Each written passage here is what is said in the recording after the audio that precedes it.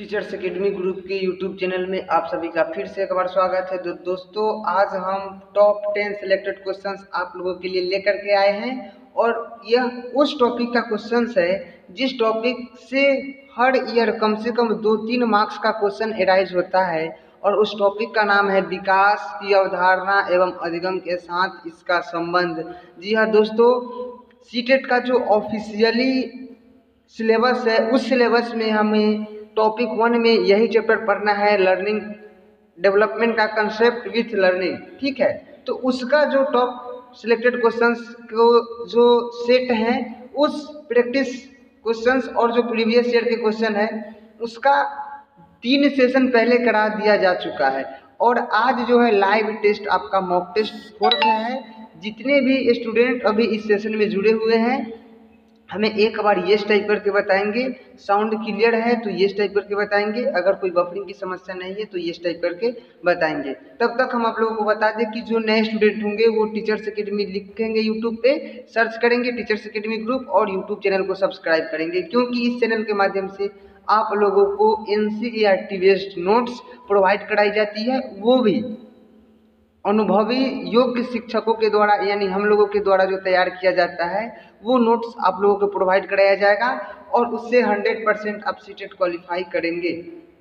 तो चलिए अब हम विषय वस्तु को स्टार्ट करते हैं। स्टार्ट करने से पहले आप लोग एक बार वीडियो को शेयर कर लेंगे, वीडियो को लाइक करेंगे अगर आपको वीडियो अच्छा लगता है तो। चलिए आज के क्वेश्चन से आपका तैयारी के लेवल के बारे में पता चलेगा कि आपका कौन से स्तर तक का तैयारी हो चुका है, आप कितना मार्क्स गेन कर सकते हैं, ये आज के क्वेश्चन से आप लोगों को पता चल जाएगा दोस्तों। तो ध्यान से कंसंट्रेशन के साथ क्वेश्चंस का आंसर करेंगे, बगल में कॉपी पेन लेकर के बैठेंगे, क्योंकि हम हर मॉक टेस्ट में आप लोगों को एक बात बताते हैं कि कॉपी पेन साथ में रखना है, क्योंकि जब क्वेश्चंस में 4 ऑप्शंस होते हैं तो कोई ऑप्शन एक ही सही होता है, बाकी बचा ऑप्शन गलत होता है, तो वो गलत क्यों है इसके बारे में कुछ विचार दिया जाता है, जो विचार आप लोगों को नोट कर लेने चाहिए। इसका मतलब है कि एक क्वेश्चन से हमारा 4 क्वेश्चंस का डिस्कशन हो जाता है। तो चलिए आज के सेशन का फर्स्ट क्वेश्चन आपके डिस्प्ले पे हम दिखाते हैं। चलिए 21 नंबर क्वेश्चन जो दिख रहा है ये आपके सेशन का फर्स्ट क्वेश्चन है, ध्यान से आंसर करना है। 12 से 14 वर्ष की आयु के बीच डैश की अपेक्षा डैश लंबाई एवं मांसपेशियों में तेजी से वृद्धि होती है एवं 14 से 18 वर्ष की आयु के बीच डैश की अपेक्षा डैश की लंबाई व मांसपेशियां तेजी से बढ़ती है। दोस्तों विकास चैप्टर में हम आप लोगों को बताए हैं विकास की अवस्था, ध्यान से सुनिएगा, विकास की अवस्था बतलाए हैं, उसमें हम आप लोगों को 3 स्टेजेस बताएं जो बहुत ही ज़्यादा महत्वपूर्ण है, शैशवावस्था, बाल्यावस्था, किशोरावस्था। तो गाइस शैशवावस्था में बालकों में मांसपेशियां शारीरिक विकास तीव्र गति से होता है, बाल्यावस्था में मंद गति से होता है और किशोरावस्था में तीव्र गति से होता है। लेकिन यहाँ पे तो अवस्था के बारे में नहीं दिया है, यहाँ तो हमें एज दे ही दिया है। अब पूछ रहा है कि 12 से 14 वर्ष के बीच किसकी अपेक्षा किसका लंबाई और मांसपेशिया में तेजी से वृद्धि होता है। तो देखिए 12 से 14 वर्ष में जो है लड़कियों की मांसपेशिया में तेजी से वृद्धि होती है, यानी लड़कों के अपेक्षा यहाँ पे होगा आपका लड़का, ध्यान से सुनिएगा, लड़कों के अपेक्षा लड़कियों की लंबाई एवं मांसपेशिया में तेजी से वृद्धि होती है एवं 14 से 18 वर्ष की आयु के बीच लड़कियों की अपेक्षा लड़का, फिर यहाँ पे लड़का होगा, तो लड़कों खोज लीजिए, आपका आंसर हो जाएगा। ध्यान से 21 नंबर क्वेश्चन का, जी हाँ बी बिल्कुल आंसर सभी स्टूडेंट का सही है। 12 से 14 वर्ष की आयु के बीच जो होता है लड़कों की अपेक्षा लड़कियों की लंबाई व मांसपेशिया में तेजी से वृद्धि होती है एवं 14 से 18 वर्ष के बीच लड़कियों की अपेक्षा लड़कों के मांसपेशियों में तेजी से वृद्धि होती है। जी जितने स्टूडेंट ऑप्शन बी को टिक किया बिल्कुल सही है, ये आप लोगों को पता चल गया होगा। दोस्तों आप अपने आसपास में देखे होंगे कि 12 से 14 वर्ष तक आते आते आपकी अपेक्षा जो आपके साथ किसी का जन्म हुआ होगा घर के आस पड़ोस में अगल बगल में, अगर आप लड़का है या लड़की हैं तो आप अपने अपोजिट जेंडर वाले से कंपेयर करके देखे होंगे तो आपको ये बात पता चल गया होगा कि एक स्टेज ऐसा था जिस स्टेजेस में हमसे ज़्यादा शारीरिक ग्रोथ हुआ था लड़कियों का, और अब जो स्टेजेस है हमारा उसमें लड़कियों की अपेक्षा मुझ में ज़्यादा ग्रोथ हुआ है। यही क्वेश्चन पूछने का मतलब था। चलिए नेक्स्ट क्वेश्चन की ओर चलते हैं। देखिए क्वेश्चन घुमा करके दिया हुआ है।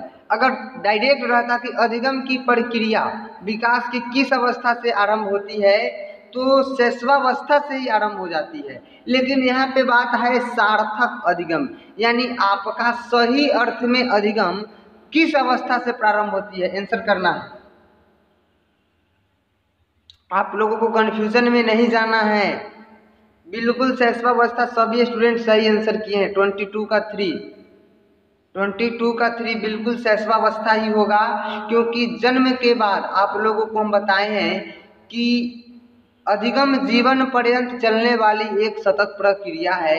यानी बालक का जब जन्म होता है तब से लेकर के मृत्यु पर्यंत, यानी जब तक उसका मृत्यु न हो जाए तब तक उसका विकास भी होते रहता है और अधिगम भी करते रहता है। कुछ न कुछ अगर आप कहीं से भी कोई चीज सीखते हैं वहाँ पे आपका अधिगम हुआ, वहाँ पे आपका लर्निंग हुआ। तो 22 का ऑप्शन नंबर सी सही है। जी हाँ, जितने भी स्टूडेंट सी कर रहे हैं सभी का सही है। चलते हैं नेक्स्ट क्वेश्चन की ओर। आप लोगों को अगर किसी भी क्वेश्चन में कंफ्यूजन होगा कमेंट बॉक्स में कमेंट कर दीजिएगा। कल के सेशन में हम क्वेश्चंस पे चर्चा करने से पहले आप लोगों के डाउट पे चर्चा करेंगे। आशा करते हैं कि कोई डाउट तो नहीं होना चाहिए। चलिए 23 नंबर क्वेश्चन, किस अवस्था में घनिष्ठ मित्रता की प्रवृत्ति पाई जाती है? वो कौन ऐसा स्टेज है जिसमें घनिष्ठ मित्रता पाई जाती है, यानी बहुत अच्छा से मित्रता कर लेते हैं। देखिए मित्रता तो हम शैशवावस्था में करते हैं लेकिन घनिष्ठता से नहीं, इसमें हम झगड़ भी लेते हैं एक दूसरे से। बाल्यावस्था में भी हम मित्रता करते हैं लेकिन वो अस्थायी मित्रता होती है। किशोरावस्था में जो हम लोगों का मित्रता होती है या उत्तर बाल्यावस्था में जो हम लोगों को मित्रता होती है वो घनिष्ठ मित्रता होता है, वो लॉन्ग टाइम तक चलता है। तो 23 का जितने भी स्टूडेंट ऑप्शन नंबर ए किए हैं सभी का सही है। 23 का ए जी बिल्कुल। किशोरावस्था एडोलेसेंस, एडोलेसेंस में जो आप लोग पेयर बनाते हैं, ग्रुप समूह बनाते हैं, वो समूह जो होता है वो समूह में जो मित्रता की भावना होती है वो मैत्री स्वभाव का होता है।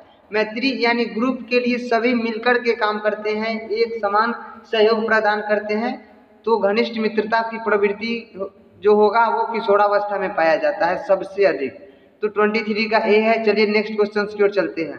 देखिए गाइज, आज के इस मॉक टेस्ट में आप लोगों को पता चल जाएगा कि हम कितना तैयारी हैं, हमें कौन कौन सी चीज पे फोकस करना है, क्वेश्चंस को कैसे सॉल्व करना है, ये सभी बातें आप लोगों को इसमें दिख रहा होगा। अब नेक्स्ट क्वेश्चन है कि मानव विकास की किस अवस्था में बच्चों के सीखने की गति सर्वाधिक होती है? देखिए विकास की अवस्था में, देखिए हम आपको बताएं अधिगम का मतलब ही होता है सीखना। तो सीखना जो है जीवन पर्यंत चलता है, लेकिन हर स्टेजेस में सीखने की गति भिन्न भिन्न होती है। तो यही क्वेश्चन है कि विकास की किस अवस्था में, यानी बालकों का जो विकास का प्रमुख 3 अवस्था है उस 3 अवस्था में से सबसे सर्वाधिक गति से किस अवस्था में बालक सीखता है? शैशवावस्था, बाल्यावस्था, प्रौढ़ावस्था या किशोरावस्था? सीखने की गति सर्वाधिक होती है, बताइएगा। शैशवावस्था, जी बिल्कुल। ऑप्शन भी देखिए, हम आपको एक बात बताए हैं जब हम पीछे के सेशन में चर्चा किए थे, बैक सेशन में, कि बचपन में बच्चों को हमेशा सार्थक अध्ययन कराना चाहिए, क्योंकि बचपन के ज्ञान का छाप जो है अमिट होता है। जैसे अगर बालक छोटा सा है उसके सामने अगर आप तुतला करके जानबूझ करके बोलिएगा तो वो आपका नकल करेगा।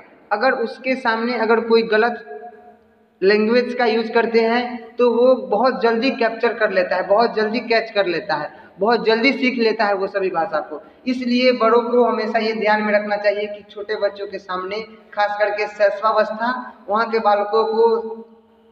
बालकों के सामने गलती भाषा का यूज नहीं करना चाहिए। और कहीं देखिए यहाँ पे शैशवावस्था दिया है, तो शैशवावस्था देने का मतलब कि इसका एज पीरियड जन्म से 6 वर्ष। अगर पूर्व और उत्तर का बात नहीं होगा तो शैशवावस्था का एज होगा 6 वर्ष।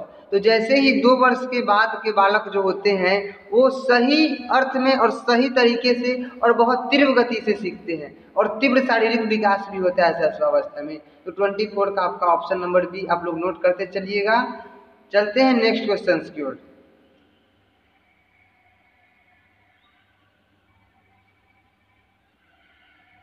चलिए 25 आज के सेशन का 5वां क्वेश्चन, आज के सेशन का 5th क्वेश्चन है गाइस, ध्यान से आंसर करना है। क्या होगा इसका आंसर, क्या होगा, ध्यान से आंसर कीजिए, गलती नहीं होनी चाहिए क्योंकि आप लोग प्रैक्टिस कर चुके हैं इसका टॉपिक पर, इसका जितना भी थ्योरी था वो आप लोगों को पेडागोजी हम बता चुके हैं।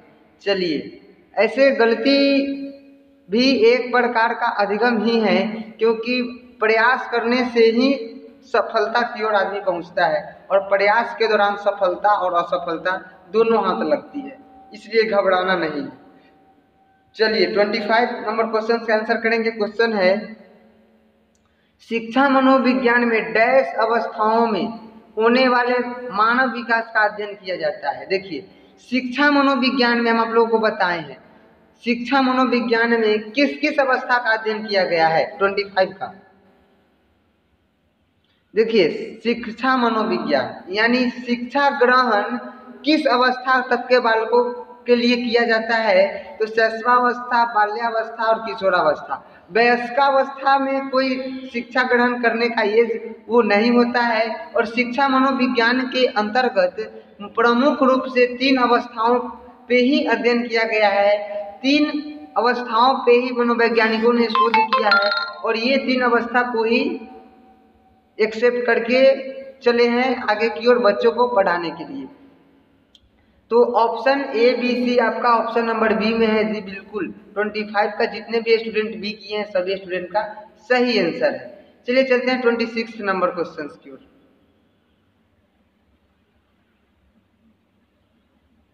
26 नंबर क्वेश्चन है, मैं कौन हूँ। ध्यान से सुनिएगा, मैं क्या हूँ, मैं भी कुछ हूँ आदि जैसी प्रबल भावनाएं बालक के विकास की किस अवस्था का सूचक होता है। बताइए, आप किस अवस्था में सोचने लगे हैं कि मैं भी कुछ हूँ, मैं कौन हूँ, मैं क्या हूँ आदि जैसी जो प्रबल भावनाएं बालक के किस अवस्था में होता है, किस अवस्था के बालक इस प्रकार के बातों को बोलते हैं या सोचते हैं। देखिए, बाल्यावस्था में इस प्रकार के किसी भी तर्क का विकास नहीं होता है, उसे हम बोलेंगे कि वो तुमको ये चीज नहीं करने आता है, तुम अच्छे बालक नहीं हो, तो वो मानेगा कि वो सच में हम अच्छे बालक नहीं है। शैशवावस्था तो दूसरे पे ही डिपेंडेंट होता है। तो किशोरावस्था जो एज है, इसे ध्यान से नोट कीजिएगा। एक मनोवैज्ञानिक है स्टेनली हॉल, ठीक है, स्टेनली हॉल, इन्होंने किशोरावस्था को आंधी तूफान की अवस्था बताया है। और एक मनोवैज्ञानिक है किलपैट्रिक, इन्होंने किशोरावस्था को जीवन का कठिन काल कहा है। कठिन काल क्यों कहा है, क्योंकि इस अवस्था में किशोर जो है, किशोर के सामने ज़्यादा कठिनाइयाँ आती है, जैसे अचानक से शारीरिक ग्रोथ हो जाना, उनसे यह हैंडल नहीं हो पाता है, यौन परिपक्वता आता है, इसमें यौन वृद्धि होता है, इसमें लिंग विपरीत के प्रति आकर्षण बढ़ता है, अट्रैक्शन बढ़ता है, जैसे लड़का लड़कियों के प्रति, लड़की लड़कों के प्रति।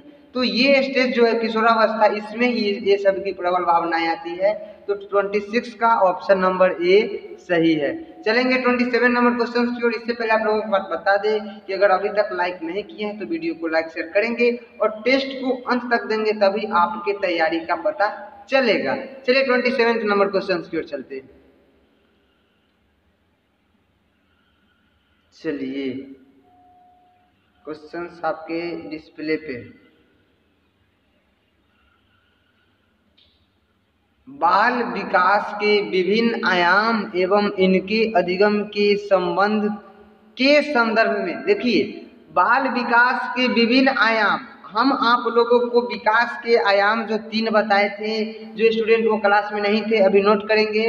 फर्स्ट बताए थे शारीरिक विकास, सेकेंड था संज्ञानात्मक विकास और थर्ड था आपका सामाजिक विकास। तो गाइस, संज्ञानात्मक विकास को मानसिक विकास भी कहा जाता है और संज्ञानात्मक विकास जिसका हो जाता है, मानसिक विकास हो जाता है, उसके अंतर्गत ही आपका भाषाई विकास होता है। और इस प्रकार के विकास होने का मतलब है कि बालक तर्क वितर्क कर सकता है, समस्या समाधान कर सकता है। दूसरा है शारीरिक विकास, इसमें भी 2 विकास है, गत्यात्मक विकास, यानी गत्यात्मक विकास में 2 आते हैं, एक स्थूल गति कौशल और एक सूक्ष्म गति कौशल। तो सूक्ष्म गति कौशल उस कौशल को कहा जाता है जब आपको कार्य करने में शरीर के छोटे छोटे अंगों का यूज होता है, जैसे बुनाई करना, कढ़ाई करना, पेंटिंग करना, लिखना, ये सभी सूक्ष्म गति कौशल है। स्थूल गति कौशल यानी वो सभी कार्य करने में जो आपके शरीर के बड़े पार्ट का यूज होता है, जैसे दौड़ना, खेलना, कूदना, साइकिल चलाना, ये सभी। उसके बाद सामाजिक विकास में भी दो है, आपका संवेगात्मक विकास जिसे इमोशनल डेवलपमेंट कहा जाता है, और एक है आपका नैतिक विकास जिसे मोरल डेवलपमेंट कहा जाता है। ये सभी आप लोगों को बता दिए हैं, आप लोग सेशन में जाकर के प्लेलिस्ट अवेलेबल है, वीडियो देख लीजिएगा। तो विभिन्न आयाम एवं इनके अधिगम के संबंध के संदर्भ में निम्नलिखित में से कौन सा कथन असत्य है, यानी आपको गलत चुनना है, असत्य चुनना है। फर्स्ट है, विकास के विभिन्न आयामों को आपस में घनिष्ठ संबंध है और ये अधिगम को प्रभावित करता है। बात तो बिल्कुल सत्य है, लेकिन यह ऑप्शन हमारा नहीं होगा क्योंकि असत्य पूछ रहा है, यानी गलत पूछ रहा है। बालकों का विकास एवं अधिगम एक निरंतर चलने वाली प्रक्रिया है। जी बिल्कुल, विकास बूम टू टूम, लर्निंग भी बूम टू टूम चलता है, यानी गर्भ से कब्र तक। तो ये भी सही है, लेकिन असत्य होने के कारण हमारा ये आंसर नहीं होगा। उसके बाद है, शारीरिक विकास विशेषकर छोटे बच्चों के मानसिक व संज्ञानात्मक विकास में मददगार है। देखिए, हम एक बात आपको बतलाए थे पहले ही कि विकास की पहली प्रमुख चरण होता है शारीरिक विकास। जब तक आपका शरीर स्वस्थ नहीं रहेगा, तब तक अन्य किसी भी प्रकार का विकास आपका जो है ज़्यादा डेवलप नहीं कर पाएगा। जैसे अगर आप शारीरिक रूप से असक्षम हैं तो आपका भाषाई विकास नहीं होगा, संज्ञानात्मक, संवेगात्मक, चारित्रिक किसी तरह का विकास नहीं होगा। तो ये भी जो है सही होता, लेकिन असत्य के कारण हमारा आंसर गलत।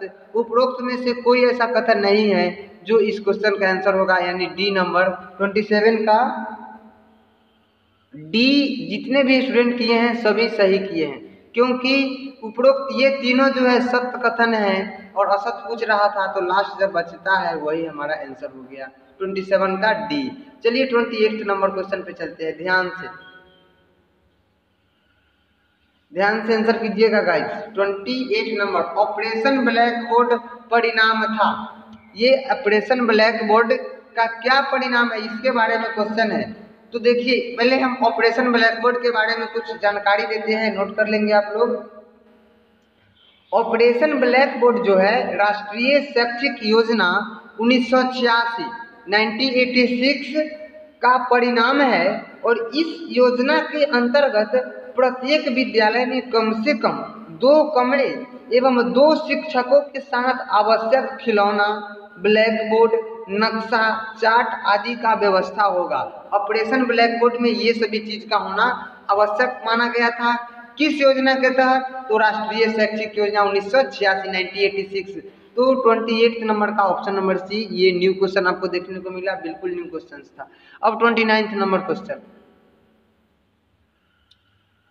निगेटिव कुछ बात पूछ रहा है। निम्नलिखित में से कौन सा अधिगम का क्षेत्र नहीं है, लर्निंग का पार्ट नहीं है? नीचे जो दिया गया है आपका संज्ञानात्मक, भावात्मक, क्रियात्मक, आध्यात्मिक। देखिए, तो संज्ञानात्मक तो अधिगम का पार्ट है, भावात्मक भी जो है इमोशनल डेवलपमेंट जो है अधिगम का पार्ट है। इसके बाद क्रियात्मक वर्क है जो एक्टिविटीज बेस्ड होता है, ये भी आपका अधिगम का क्षेत्र है। लेकिन आध्यात्मिक, ये जो है मनोविज्ञान जो है अध्यात्म को नहीं मानता है, वो विज्ञान को मानता है, व्यवहार के विज्ञान को मानता है।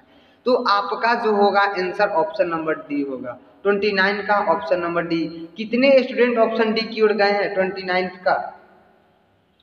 जी बिल्कुल सही है। उसके बाद आज के सेशन का लास्ट क्वेश्चन, शिक्षा का अधिकार अधिनियम 2009, इसे RTE एक्ट 2009 के नाम से भी जाना जाता है, राइट टू एजुकेशन एक्ट 2009 के क्रियान्वयन के बाद कक्षा कक्ष अप्रभावित है, क्योंकि शिक्षा का अधिकार विद्यालयों में कक्षा की औसत आयु को प्रभावित नहीं करता। ये बात गलत है।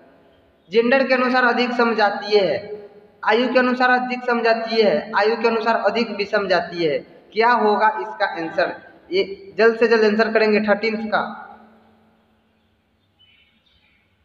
जेंडर, देखिए ये सभी प्रकार के लिंग के बालकों को पढ़ाने की बात कहा है, तो ये तो बात गलत होगा। आयु के अनुसार विषमजातीय नहीं, आयु के अनुसार समजातीय होना चाहिए। आयु के अनुसार समजातीय, ऑप्शन नंबर सी सही है। तो गाइज बताइए, सेशन तो बहुत शॉर्ट रहा आज, कैसा लगा आज का टॉप 10 क्वेश्चन और जितना मार्क्स आप लोग गेन किए हैं कमेंट बॉक्स में कमेंट जरूर कीजिएगा कि कितना मार्क्स आज के इस मॉक टेस्ट में आपको मिला। चलिए गाइस, तो सेशन को एंड करते हैं। जो वीडियो को लाइक नहीं किया है लाइक करेंगे, शेयर करेंगे और जितने भी स्टूडेंट नए होंगे देख रहे होंगे वो चैनल को सब्सक्राइब करेंगे। धन्यवाद।